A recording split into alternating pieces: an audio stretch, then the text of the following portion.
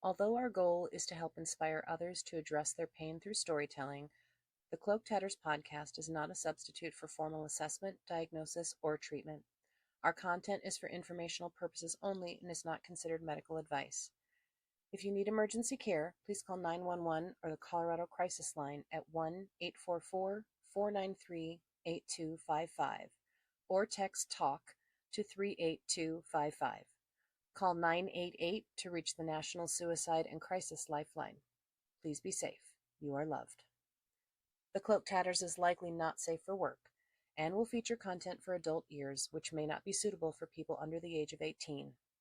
References to sex, sexual violence, crimes, addiction, and personal stories of trauma will be discussed and may be upsetting or scary. Use your best judgment when making the choice to listen, and please, take care of yourself. Hello, everybody, and welcome. My name is Candy. And I'm Sandy. And we are going to talk about PTSD today. I need to remember not to slam my hand on the table.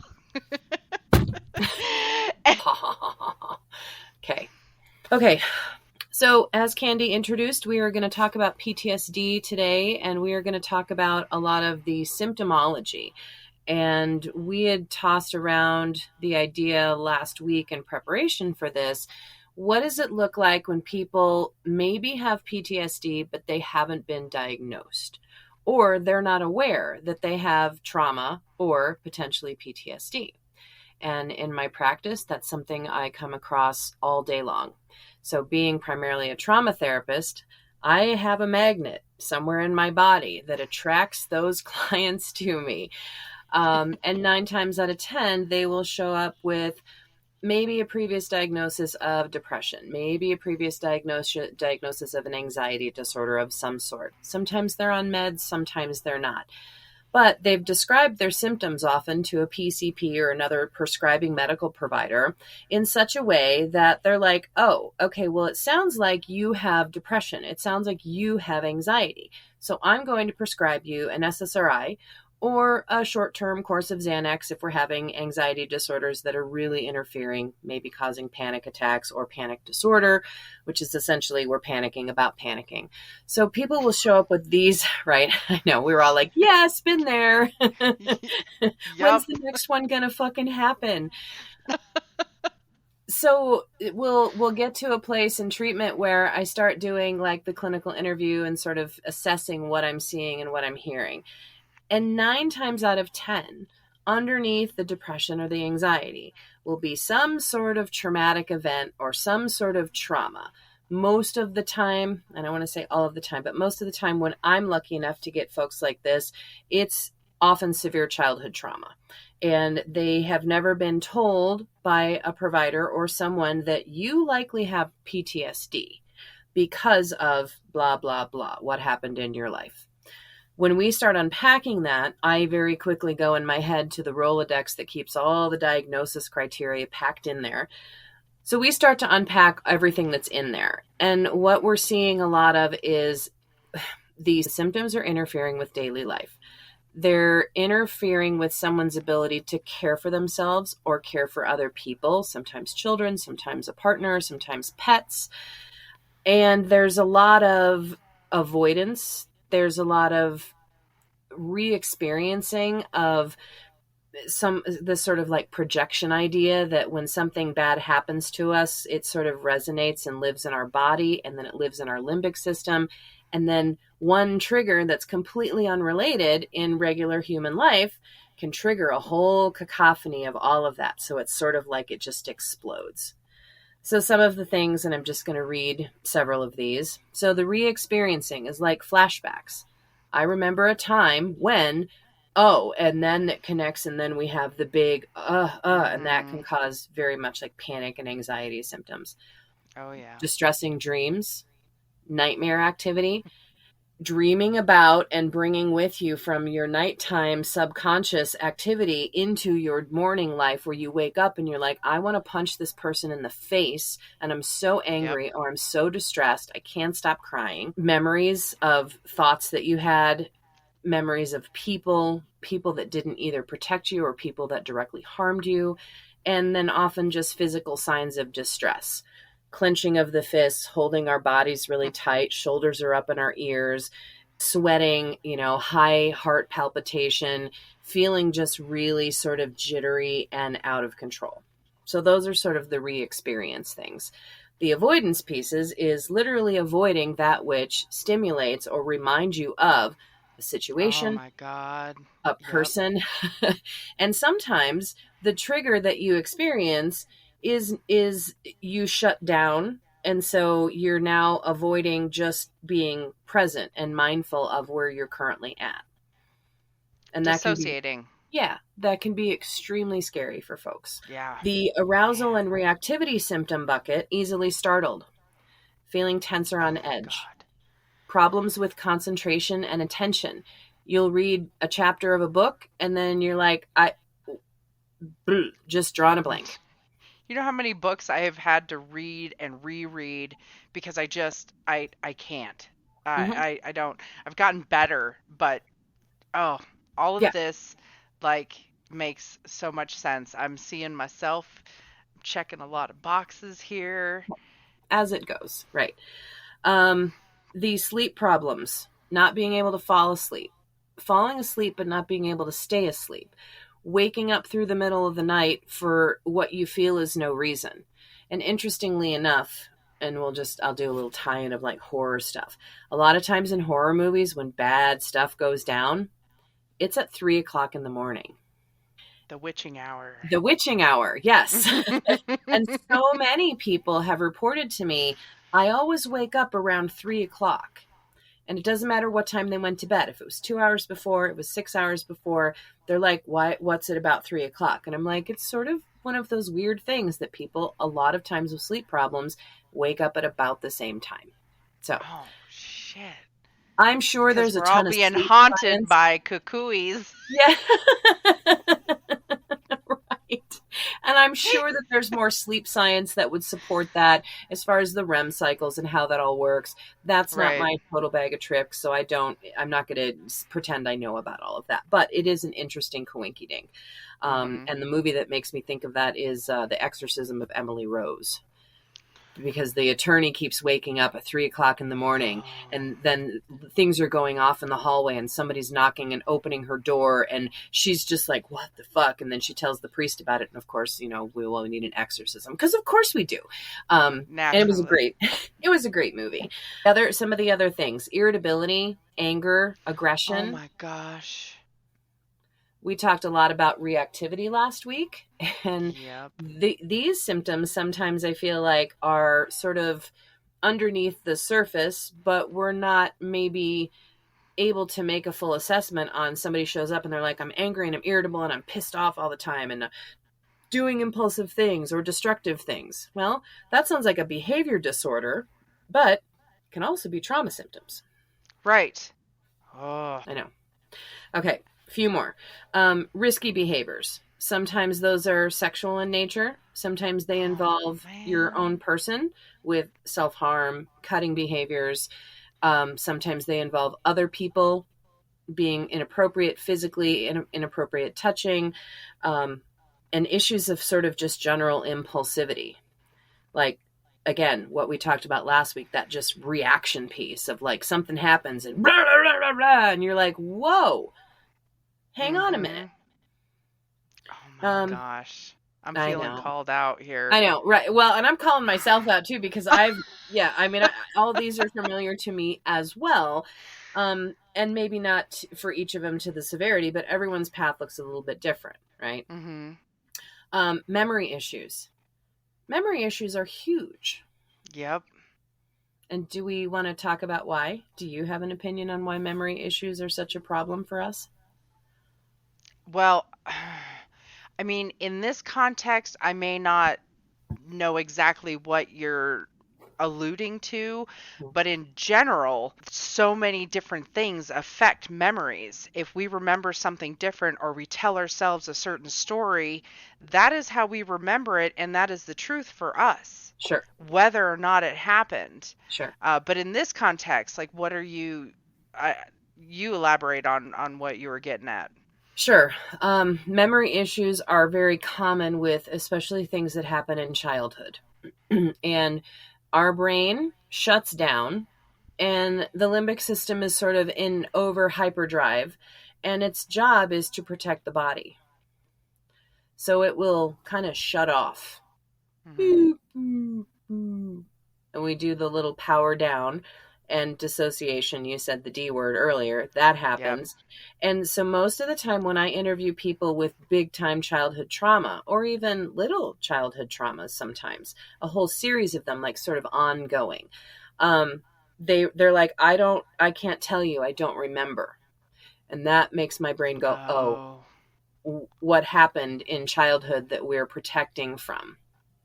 Oh, that happens with me all the time. I'll be having a conversation with my sister. She'll be talking about something, and it may not be even a traumatic event. And I'll be like, I have no idea what you're talking about. Yeah, And she'll be like, What? You don't remember? I'm like, Bitch, I remember other things, other yeah, not so fucking pleasant things right.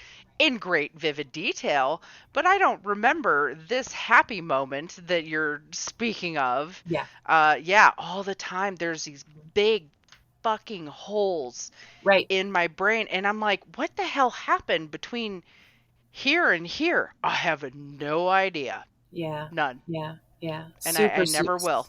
yeah, super, super common. Ongoing sort of negative thoughts and feelings, either about yourself, about Ooh. other people, about being in relationship with people, about people sometimes you've never met. So, like when I see somebody watching, this is just sort of a superficial thing, but it's like when you see somebody who's on the internet and they've watched something and then they're in the comments section, they'll start going and going and going and going, and they start to add all these embellishments in, and you're like, I don't know what you watched, but that's not Mhm. what I got. And where are you getting that information from? So sometimes as a clinical person online, I look at folks and I'm like, are you sure there's nothing going on extra with you that you haven't dealt with? And what happened to you to cause you to say really horrible, awful things about other people that you don't know, you've never met, and you have zero connection to beyond what you learned in this video that was literally 4 minutes long? Right. Well, we are so good at composing narratives Sure. and just run it. We take that football and we run Right. run to the end of the field and beyond Yep. all Yeah, the time. I know. I know. So that to me sometimes is like, what happened? I'll think to myself, what happened to this person in the course of watching that video that triggered them to remember something or someone that did something to them that perhaps was heinous or ugly or criminal or Right. whatever, that scarred them and hurt them so much that now they're lashing out and projecting it onto this person. Yes, an association. Yeah, Oh man, thanks Pavlov. I know. Oh. Chompy chompy dogs at the bell. Ting ting ting ting ting. Yes. So, along with the negative feelings and thoughts package, blame, shame, embarrassment, Oh, feeling heavy. unworthy, feeling not ever good enough, even though you have people in your life telling you, I love you, you're the best, you're awesome, you're my person, I love you. Sometimes those things fall on deaf ears when we've been really traumatized. Stop it. What? Oh, I don't think I ever made that connection with my personal trauma and the feeling of not being good enough or unworthy. Mm-hmm. Ugh, gross. Yeah. Gross. Yeah, it is. It is really gross for us to feel that way. And what that's about a lot of the time is when somebody has gotten close enough to hurt us, that harms us. And then when somebody who really does love us and means us no harm gets close to us, we go, no, thank you. Push you over there because they're coming to you with openness and love, saying, I can handle what you have. I'm here for you. And then you turn around and go, well, fuck that. I can't trust that because guess what? The last time Oh someone my got close to me, God. right, I knew that was probably going to get you because I'm watching you and I'm like, oh shit. Are you okay? Oh my gosh, so many times and even just recently. And we can talk about that, later on. Yeah, super called out. Other things, loss of interest, socially isolating, because again, if somebody we trusted or was in a position of trust over us and they hurt us irrevocably and with punition, we don't now trust the next person in line who says, I care for you, I won't harm you, let me get close to you. Right. So there's also difficulty with feeling positive emotions. So when we have been traumatized and people have hurt us, we often are very resistant to thinking that life can be good and hopeful and happy, and we can have fun and be safe doing that. Wow. Huh. Okay. And a couple of the other things that I feel are important to mention, according to statistics, women are more likely than men to develop PTSD. And this is not the time or place to have a longer discussion about it, but I have some opinions on this. And Okay. I think that because when I worked in the prison system, men tend to externalize their stuff, whatever's going on with them. Women tend to internalize. And like we went through the Me Too movement, and all these women came up with the legions of women came up with stories about how they were assaulted, how they were inappropriately touched, how they had thumbs down on them in the workplace and other environments because of being a woman. And then when that happens, sometimes we don't just have one story, we have a repetitive narrative of, and so that when we talk about it and we say, hey, me too, this happened to me, and people don't believe us, that can also shut down the externalizing, the sharing, the learning how to cope, the having people to trust with your story. So, and also women are often more victims of violent crime than men. Right. So, I mean, it makes sense. It makes sense. Of course, my brain is like, well, I need to see some hard science behind those sure. statements. But no, I like it totally because now my brain goes to the societal aspect of that because Yeah. women have been taught to be more accepting of their emotional side and Yes. men repress kind of Yes. thing. Yeah. Yeah. Gotcha. Men can at the same time repress big emotion, but yet at the same time simultaneously act out and externalize their angst, their anger, their frustration, their fear, their Hmm. reticence, their shame. And sometimes that's a whole different episode. Right. Because there's a ton Right. to that. And what I think is something that needs to be said about PTSD generally is that not everyone who has trauma will develop PTSD. And not everyone who has PTSD is going to respond or have the same symptomology than the next person that has PTSD, because we all have different variables of biology, how we're raised in community, families, churches, that kind of thing. And we all have different levels of distress tolerance because of all of those Right. things. So, and again, we could go ad nauseum for hours on what those things are that contribute to somebody being more likely to develop PTSD as opposed to having a little bit of trauma that they can work past and work through, and it doesn't necessarily affect their daily life for a long period of time, and they can get past it. Right. And I This is so think, complex. yeah, it's very complex, and I think that, again, we gave you a ton of those symptoms, right, of what we look for when we're diagnosing PTSD or complex PTSD, which isn't even in the DSM yet, which pisses me off to no end. I know. I know. How long do we have to wait until they publish another one and then maybe accept that as a Yeah, diagnosis? yeah, yeah. So I think that everybody who is a human will experience something or other that is traumatic across the span of their life. I am, there's nothing that can sway me to think another way about that.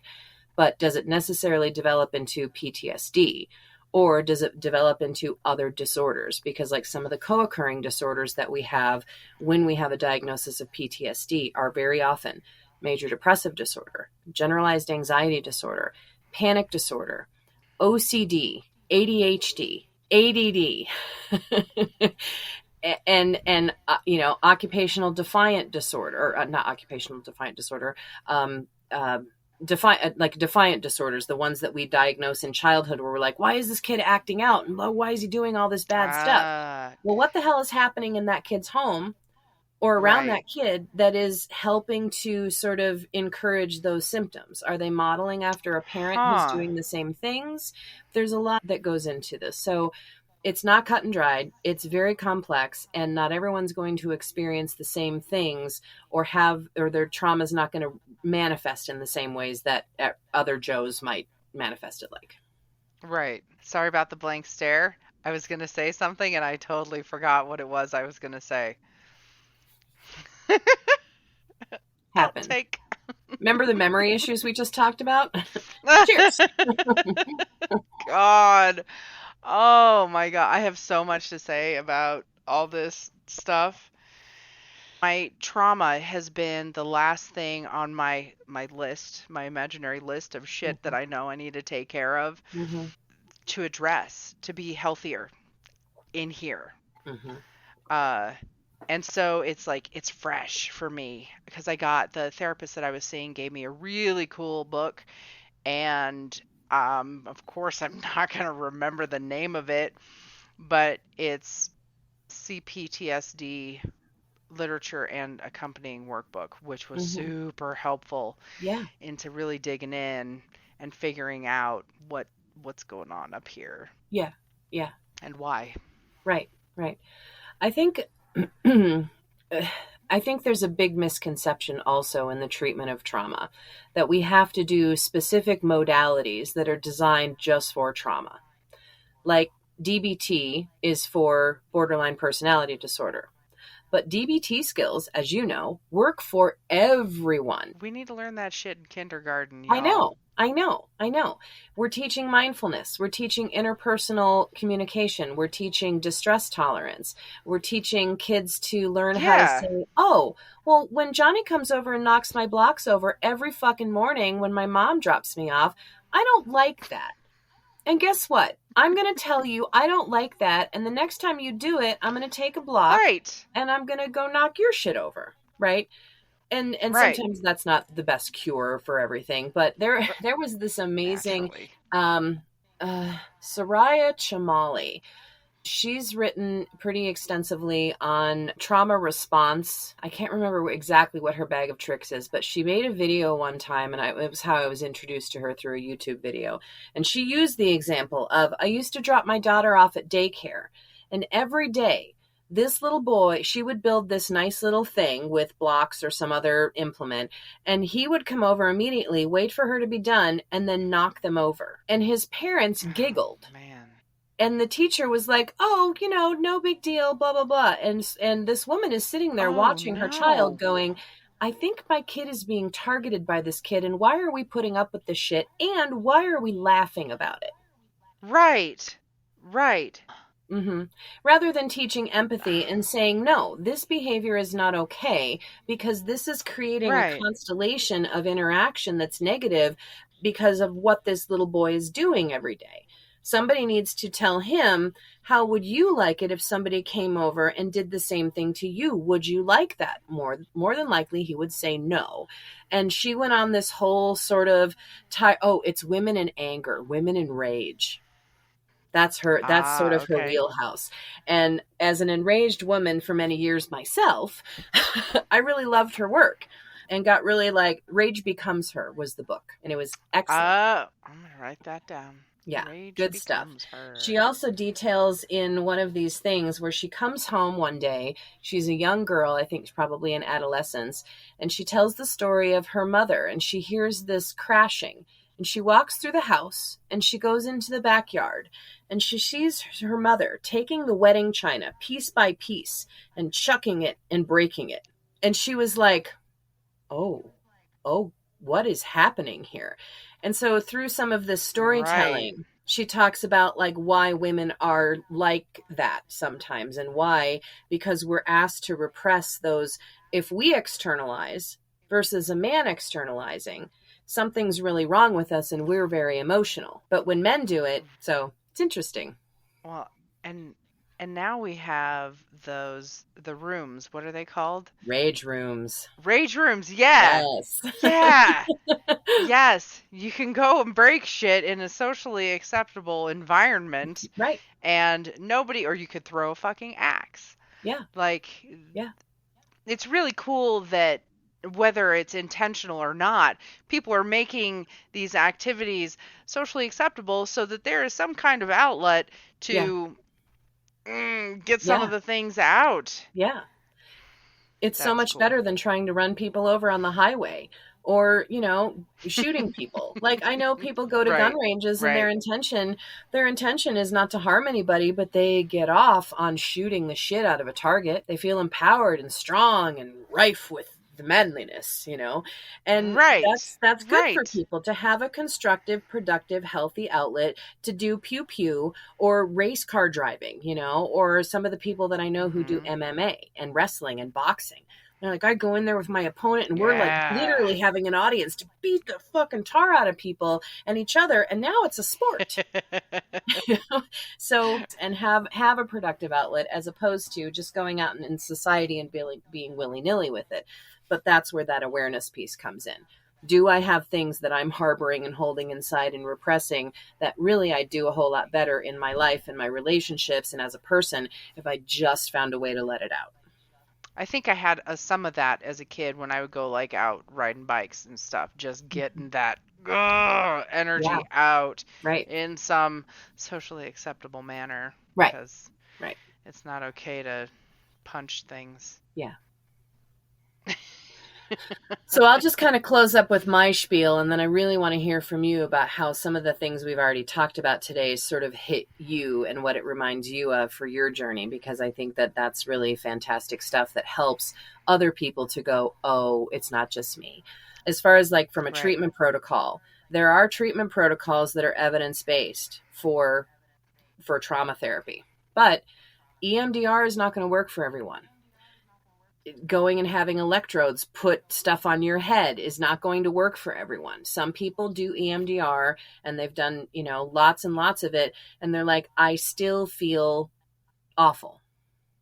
And sometimes it's about that treatment matching piece is really about knowing your client, knowing Yeah. what they're after in life, knowing where they've been, having you learn about them as a person, a whole person, not just the aspects where their life has become problematic. And so I'm a big fan of let's sit down and talk about it and keep talking about it, because what happens a lot of times is that the more we tell the story and the more we have a trusted witness for our story, the more it becomes less emotionally charged for us. And then, Mhm. according to Jungian theory, we're integrating that into our lives and into a part of our story and our history that doesn't define us and doesn't run us, but yet is a part of us and what makes us our whole self. Right. Yeah, Oh, I know. this is such a complex, no pun intended, Right. subject. Yeah. Because I mean, now, like I know from a personal point of view all the things that I have dealt with, but to have you list them out, and I didn't even write down all the shit that I matched up with, and it's most of it. Yeah. Honestly, it's most Yeah. of it. Yeah. And, I got like most from every little category, and I'm like, God, I'm really fucked up, you know? Well, not anymore. Mm-hmm. I'm like, I've done work. I'm not as fucked up. Yeah. Um, We can look at it and go, that fucked me up. yes, so much. And I used to, I mean, there were so many times, and sometimes I'll still get in this state, but I can get myself out of it much easier, where I will sit and I will cry because of how much this seemingly small period of time in my life affected everything. Yes. It affected it exponentially, Right. you know, uh, a snowball effect, whatever freaking metaphor you want to use. Mm-hmm. It's like, when you're stacking something and you just, if there's a hair, you're stacking bricks, and if there's a hair under one, you keep stacking. By the time you get up here, it's fucking leaning like Mm-hmm. this, Mm-hmm. and Yeah. then the slightest thing, boom, and it's a fucking mess, Right. Bricks you on the know? floor. And that's kind of what it feels like trauma is like, is, you get those bricks knocked down and you're like, well, fuck. Okay, so I'm going to rebuild those and I'm going to stack them, but that little bump, that little hair, whatever the fuck that dirt is Yeah. of trauma that's there. And sometimes for people it's bigger, sometimes it's smaller, but it doesn't matter the size because you stack up to here, it's still freaking leaning, and the Right. right thing is going to make it fucking tip over and you got to start all over again. Yeah. And it's like therapy is like sanding that smooth, Yeah. sanding Right. that away or removing the debris so that you are building yourself on a solid, unblemished uh foundation, Yeah. you Yeah. know? Yeah. That was a good metaphor on the Hmm. fly. I'm very It proud of was. It was myself really good. for Yeah. that. As you were talking, I was It's getting like the having a fucking No, it's great. As you were talking, I was getting the metaphor in my head of a really long, raggedy fingernail that really needs to be clipped. And it's got like a chip here and a chip here, and one's happening right at the base of the nail bed where you're like, I know I'm going to lose that, and it's just going to rip off, and it's going to be so painful. But in order to get down to it, we have to start shaving a little bit off of each side and make it Mhm. smooth instead of so rough, so it's not catching on everything and literally catching us up in the Right. web of trauma and Yes. those responses. So the more, like you're right, the more we can smooth things out and sort of be in control of it. And most of the time, like, I think the thing that's really helpful is that people don't understand what's going on with them. Right. A lot of times I hear, I feel like I'm a crazy person. I felt like a Yep. crazy person. You felt like a crazy person. Yes, I did. Trauma makes you crazy. But if Mhm. you understand what's happening and you understand what you're dealing with, most of the time, just telling patients, look, here's the list of things, just like you had the experience. Here's the list of things that are sort of the diagnosis for PTSD. And you checked all those boxes. And they go, Right. oh, and a lot of times there's a lot of tears and a lot of relief at just Yeah. knowing that this is something that they can take a hold of and they can learn how to make better. And that Right. makes me weepy Right. because that's like at the core of my work. Yes. It's like, oh my God, this is what's driving my behavior. This is why. Ah, that's so important.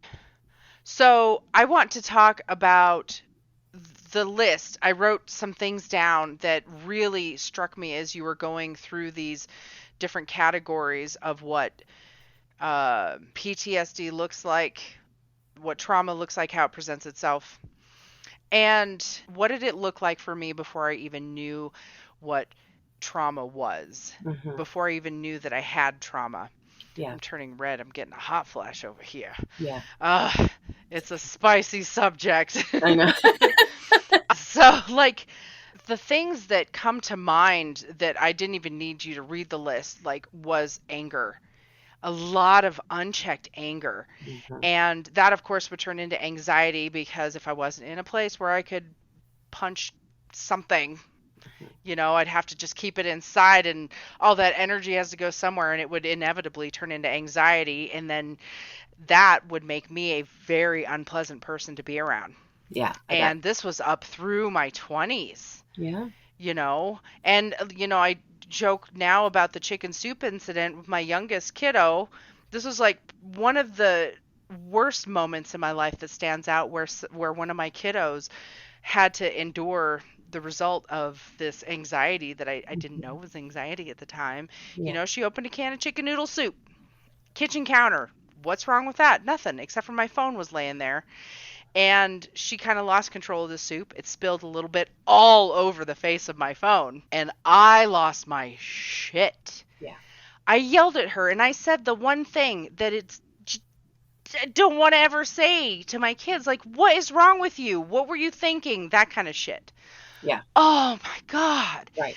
Like, and we've talked about it and worked through it, and I've made amends about it, and I ask her, I'm like, do you still have long lasting issues resulting in, and maybe she probably does, Yeah. but it it was it was things like that that would happen all the time, and it's a lack of control, and Yeah. it's spinning out of it's spinning a story out of this one incident, like, well, I can't afford to fucking replace this, so then I'm going to be without a phone, and then I'm not going to be able to be in contact with just that whole thing, Yeah. and the anxiety just ramping up. Yeah. um Yeah. that was like one of the biggest things for me was anger, so much anger Well, and and what you aggression. just, yeah, for sure. What you just described was the anger triggered by the startle response, triggered by an accident that could happen to anyone. Mhm. I know, it's so embarrassing to talk about. Well, I don't Well, get that embarrassed anymore because I understand where it came from and it wasn't yeah, like intentional. right, right. But I'm sitting here thinking in my head, like, when you made one little error growing up and you were being groomed and abused, if you made one small error, really bad things would happen. And that probably included spilling Yes, stuff. they would. I used to catch shit for not enunciating properly. Uh, People tell me that I'm so good at reading aloud. Like in my meeting, I'll read from the 12 and 12 or whatever I'm yeah, reading. And right. I love reading aloud. It's a passion. Hmm. And people are like, "Oh, you read so well." And I'm like, "Yeah, well, I had to fucking suffer the consequences if I didn't Yeah, enunciate properly." Like I had to say refrigerator, or hanger, not hanger. Like, fuck you, dude. Like, especially after taking linguistics, I'm like, dude, yeah, no. yeah, so it totally makes sense that, and I didn't even actually put those two things together until you just said it. There are so many things. Um, oh my gosh, another big category that you mentioned was the risky behaviors Mhm. and lots of sexual risk taking. Yes. Lots. Yeah. Like, I can't believe some of the situations that I put myself in, Yeah. you Right. know? Right. Oh my God. I think about it and I get so embarrassed and but again, like the chicken soup, like I understand now what I was doing, but oh man, like I'm like I can't fucking believe I did that or I can't believe Yeah. I did him, Yeah. That kind of shit, Right. Right.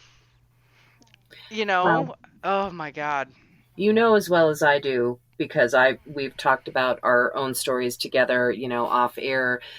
It's nothing to be ashamed of because we Oh we yeah. were groomed to be a certain way, and then we get into the sphere of other people, and they're like, "Why are you doing all these crazy things?" And you're like, "But I thought that was normal. Like, Right. what's wrong? What's wrong with?" Right. Well, now I can just say that I'm very experienced. Right. Right. I'm changing that fucking narrative. That's right. That's right. That's right. Absolutely. And then and then the other huge thing, probably the biggest thing that you didn't mention this directly, but the lack of boundaries. Yes. Yeah. The lack of boundaries, it was huge for me. It's only been probably maybe 10 years. There's a cat in the background. Ting, ting, ting, ting. But the 10 years, yeah, where I have learned boundaries and I'm still learning how to respect my own boundaries, but I didn't learn those boundaries until I became a part of the BDSM community. I found a partner that was into the BDSM and he's like, "Well, I need a list of your boundaries." What he asked me What? for didn't even register. I didn't Right. understand what he meant. Yeah. And I had to have this person explain to a grown ass adult what boundaries were. I know. And I understand it now and I wasn't really Sure. that embarrassed back then, but I'm like, holy shit. Like I've got no fucking boundaries, Right. you know? Oh, and it just blew my mind. And of course, the boundaries have developed over time, Mhm. like not just kink boundaries, but like, Yeah. hey, if you can't respect calling me by Candy Mhm. because I don't identify with the name that I was given at birth, Right. then fuck off. Yeah. For sure. You know? For sure. Yeah. I don't Well, need I don't need that negativity in my life. that's right. That's right. Throw it directly in the trash. that is such a byproduct, and that would to me would fall under the category of risky, reckless, and impulsive behaviors, right? Because that now we're So allowing things to impulsive. happen, and the same thing happened to me. One of the outcroppings of symptoms that is so common with women who have been sexually abused, especially as they've been abused as children, and that's their first experience, is hypersexuality. Oh yeah. Hmm. Yeah. I went there. Me too. I know. And you're like, that was the worst thing that we could be doing because essentially we're just re traumatizing ourselves in those scenarios. I know. Yeah. Oh, yeah. Yeah, we're like, Yep. So going back to the chicken noodle thing, that was very indicative of how my interpersonal relationships went.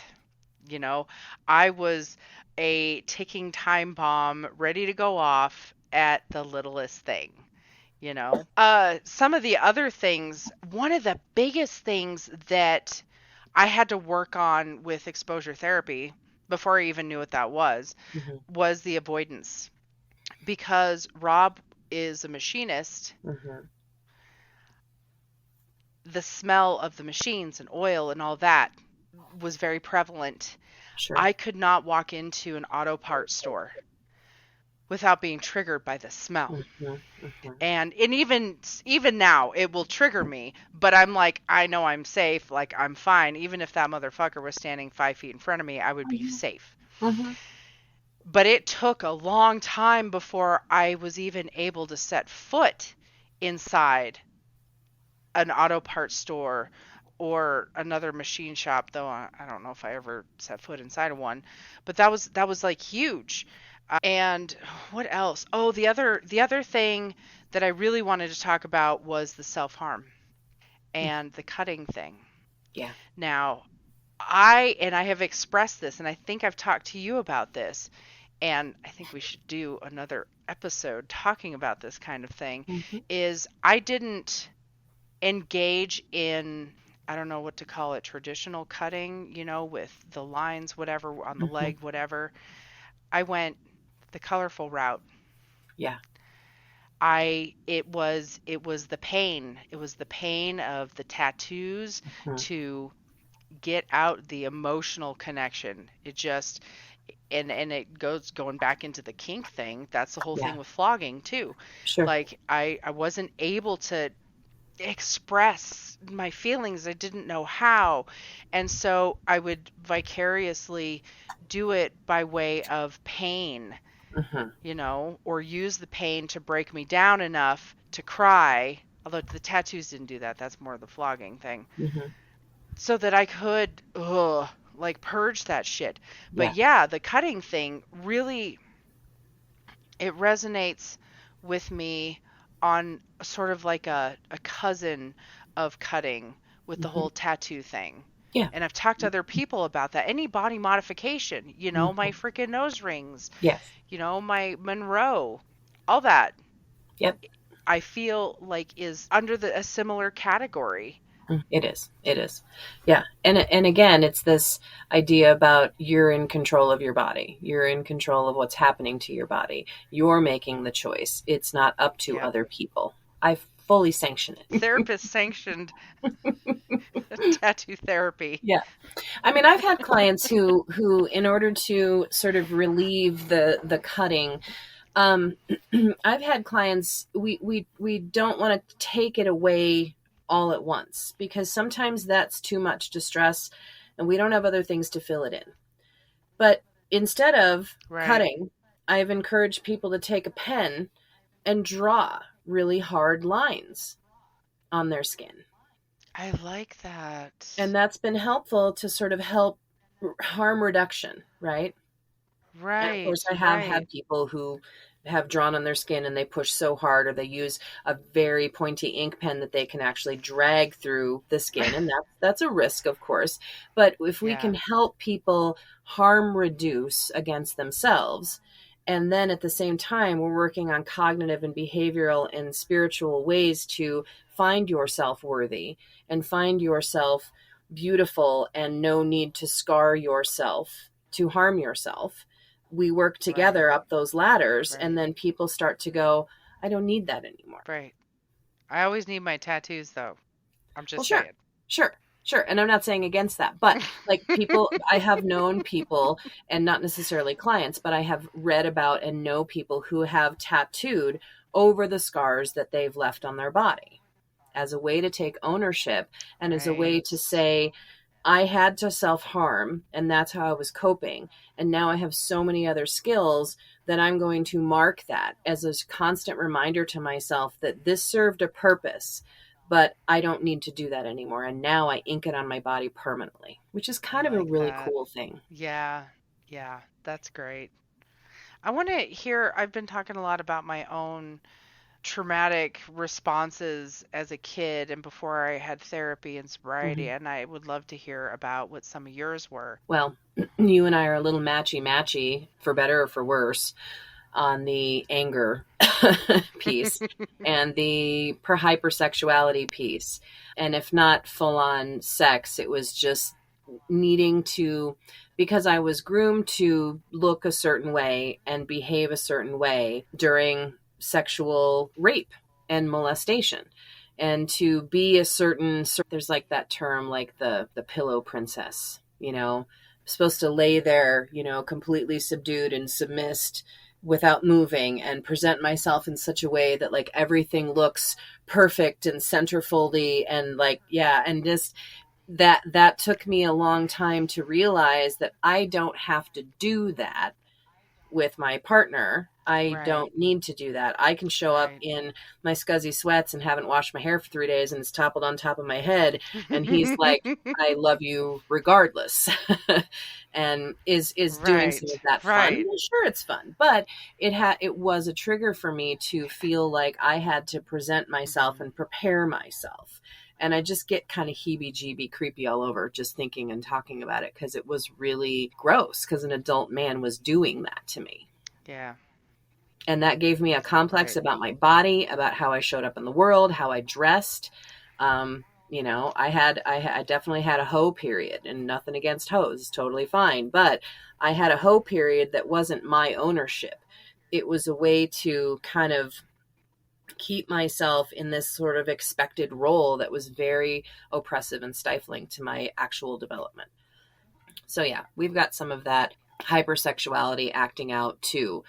The anger was also a big one for me. It was not pretty. I was so defensive at 17, 18, 19, 20 years old. And it took me, and even at that point, I had not recognized that what I had just been through, even while I was dating other people, had damaged me in the way that it did. I did not I did not have awareness of Hmm. that. I just thought, "Oh, that was a relationship because that's what I was told over and over and over again for 6 years Right. and 5 years." And it just it made me very defensive. And I remember one time I was driving around Arapahoe Community College, and they were doing construction on this one area of the road. And I turned into the road and realized I couldn't go any further. And in realizing that, had to make a U-E in the street, like 3 points of like back up, turn around, back up, go forward, because the road had been kind of narrowed down. And there was this entire construction Hmm. crew of grown ass men. And of course, they see me and they start catcalling and hey baby and wanna fuck and all these things. I'm literally 17 years old and had just been Hmm. ejected from this abusive grooming relationship from this family member and was heartbroken because I had just lost my Oh grandma. I man. think we mentioned that in a previous episode. I was not really in a good place. And Hmm. these men started catcalling and yelling. And of course, this was not news to me. This had been happening since I was 11 years old. Random men on the fucking street, grown ass men catcalling an 11, 12, 13, 14, 15, 16-year-old girl. Like, disgusting. And if you're out there doing that, just fucking Gross. stop. Like, just don't fucking do it. It's disgusting. And so I just, and something in me, I remember, like, I almost felt like I could hear the snap in me. Like, something fucking snapped. And I put my car in park and put the brake on, and I got out of that car and I was like, you motherfuckers. And I just got really big and I was waving my arms, and they legit were like, oh my God, because I don't think they were used to girls or women reacting to that in that way. They would run, Right. or they would feel empowered because they would, like, say these things and act these things out, and they're stroking and doing all these like hand gestures, and I was just absolutely fucking enraged, and I went off. And I got back, and it lasted probably 2 minutes, and I was in the street screaming. I had tears running down my face. I'm choking on spit, and I was pissed and scared and just fucking on fire. And I got back in my car and drove around and did whatever I was doing. And that was one of the probably biggest events that I had as far as raging at someone. But A, they kind of fucking deserved it. And B, I just had it. And something in me was like, oh, we're done with this. We are not going to Right. let men do this to us anymore. But I Right. don't think I was conscious of that. We're not going to let men do this anymore. But yeah, Wow. lashing out was an easier thing than being vulnerable and really working toward that subconscious idea or thought of what just happened to you, because no one was coming to my aid. No Right. adult in my world was telling me, hey, this was really wrong. Are you okay? Do you need to talk to someone? Do you need counseling? It was a time period in the 90s when it just wasn't done. Right. Yeah. Yep. I know. Yeah. So, and God. there were a lot of Uh, other things. I've done my healthy share of startle response, feeling really tense. I've been an insomniac virtually my whole life, and thank God for trazodone. Now that I've recognized it, like I can be very relaxed, and most of the time I'm super chill. My ups and downs are very like meh, but there are some times when I have not taken care of myself. I'm poorly resourced. I haven't eaten enough. I haven't slept enough, or I've slept poorly, or there's too much on my plate. And I can start to right. feel that sort of creepy. And I'm like, okay, I need to do something. And a lot of Yeah. times for me, that involves horror stuff. So, I can appreciate that. yeah. Yeah. Yeah, that was a big one, like in the avoidance category is, and I still struggle with this and I get surprised at it because of how much work I've done and how safe I do feel. Hmm. I will get in these states where I do not want to go to bed. Yep. I don't want to go to bed Same. because bedtime is unsafe time. Yes. And I know. so sometimes when I don't have it in check, I will make myself stay up late. And I'm like, I'm fucking tired. And I'm like, no, you're not. We're gonna fucking play another round of Fortnite and get our asses whooped Yeah. instead of sleeping and taking care of ourselves. And that's tough. It doesn't happen as often as it used to, but I used to be a night owl. And I'm an early riser, and it's such a shitty combination, Right. and so I'm not well the next day because I'm not rested at all. And that contributes to my mental state. And in the past, of course, when I didn't realize what was going on, it just made everything worse, Yeah. you Of know? course it does. Yeah. When we are not rested, we're not functioning on all cylinders, and we can become very prickly and very dysfunctional. It's a thing. I think the other thing worth mentioning is the idea that when we are being traumatized, we are experiencing physical changes in our brain. Again, the neural pathway parts, right? Yeah. So those longer standing symptoms that we have, that tendency to be, with sleep problems, being avoidant when we get overwhelmed. Sometimes they're a much longer thing to get rid of. They take a lot longer because we have to have a lot of emotionally corrective experiences that build that resource up and repath that neural Right. pathway, you know? Yeah. I wanted to share this that PTSD doesn't go away. It doesn't. That is like the whole nature of it. It's Right. like a fucking little critter in the corner just waiting for Hmm. you to be vulnerable to come gnaw on your ankle, right? Yeah. Yeah. And I had a couple weeks ago an incident with Mike, and it came out of left field. It surprised the shit out of me. But we had a discussion about something earlier, right? I'm not going to get into too Hmm. much Yeah. detail, Yeah. You but we already had a told me. discussion. He felt uncomfortable about a situation, and I'm like, okay, well, this isn't a big deal to me because, I'm very open, blah, blah, blah, whatever. And it was a great discussion. Like, Hmm. we worked through it like two healthy adults. But for the next couple of days, I felt off. I felt off for several days actually, and I kept trying to identify like what the hell is wrong with me? Hmm. I'm like I can't identify like what I'm feeling. Somebody give me a fucking emotions chart because I don't know what's going on, Right. right? And and it's frustrating. I'm like, how old am I? And I can't identify what I'm feeling.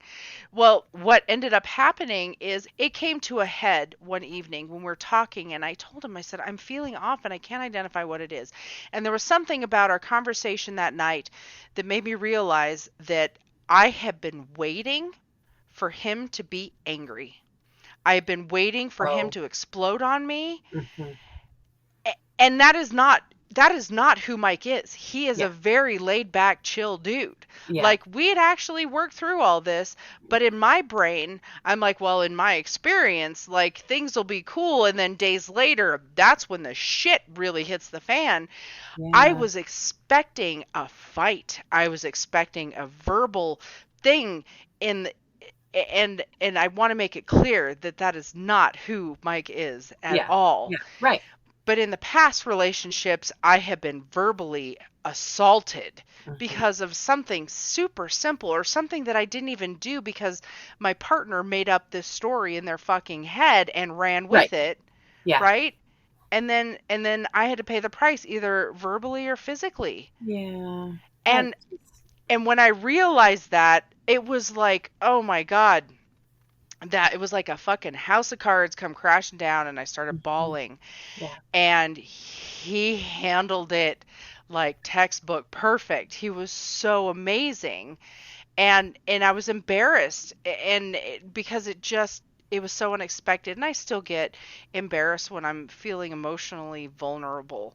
I'm Hmm. like, this is uncomfortable, and I'm sorry, I'm crying, and I know that it's silly to be sorry for crying and feeling Yeah. things, but when it's so unexpected and so powerful, I'm like, holy shit, like I'm Yeah. experiencing PTSD right now from my past Hmm. fucking relationships. And then my second thought was, well, fuck, I thought I had like worked through all that shit. Yeah. Yeah. Add Well, that to the list of things I need to still work on. yeah. Yeah. Unfortunately, trauma is the gift that keeps on giving, like that in those ways, Right? because I've had my fair share of things too where we get looped back into that pathway and the narrative that accompanies it. And then we're like waiting for the shoe to drop, walking on eggshells, like, oh, it's going to be bad, Right. it's going to be bad, it's going to be bad, because it had been so bad. But you Yeah. had this Oh, it's so wonderfully intense. you have this wonderfully emotionally corrective experience with your current partner where he was loving and kind and compassionate and was like, shit happens, it's okay, you're safe, you talked about it. But again, that is going to have to probably happen a few, several, maybe many more times before your brain starts to Yeah. go, oh, we don't need to go that route. That route, it's a dead end. We don't need to do that Right. anymore. Perfectly Right. normal. Perfectly normal. Yeah, it was so crazy, and it was crazy, and Yeah. it came out of left field, and I'm like, what the fuck? Yeah. Like I haven't been with an abusive partner in, oh my god, I want to say it's been over 10 years. about 10 years now. Hmm. Yeah, and it felt just as fresh. Sure. That whole doom feeling, like, oh Right. my god, I'm in trouble. Yeah. That And I know a lot of people can relate to that, oh my God, I'm in trouble. It does get better. It gets better, but being conscious to it and understanding what happened and being able to soothe yourself through it and then being safe on the other side of it and having a partner like you do who Right. can approach you with empathy and I understand and doesn't take it personally and isn't like you're crazy, like why aren't you over this yet? Because again, brain changes, Right. physical brain changes that you experience, that I experience, that lead our brains down the fucking rabbit hole. It gets better. Stupid rabbit hole. I know, stupid rabbit digging holes in my brain. Hey, that's a good sticker idea. It gets better. Hmm. I need a sticker that says that it gets better. Writing that down. I feel the need to clarify that this little PTSD monster lurking in the corner with expecting violence or whatever hadn't presented itself before now because I kept myself numb. Hmm. If I started feeling off just a little, if I stubbed my fucking toe, I would light up a joint. You Yeah, know, that's where it right, got to. right. And now that I am sober, there are things that are coming up, and I'm like, oh, shit, okay. Well, like I said, add that to the list of things that I need to address and take care of, but that's Yeah, okay that's right. That's right. because I have the skills and the ability to do so now. Yeah. It's often a lifelong process, unfortunately. And knowing what you Yeah. sustained as damage and knowing what I sustained as damage, we're probably two people who will continue to work at this for until we're dead. Lucky us. Ever. Hmm. Yeah, I know. Yay. But but we can this is where PTSD is like a chronic disease, right? It's a chronic disorder. And we Right. can unwrap ourselves from it, but we need to surround ourselves with the right kind of people and the right kind of support and the taking Yep. being such good stewards and caretakers of ourselves is really at the heart of healing from things like this. Yep. Cool. Well, thank you for sharing your stories. I think that the chicken soup incident, like, please don't feel ashamed about that. Don't be embarrassed. It's These so kinds of, embarrassing. I know, but this is what trauma does to us.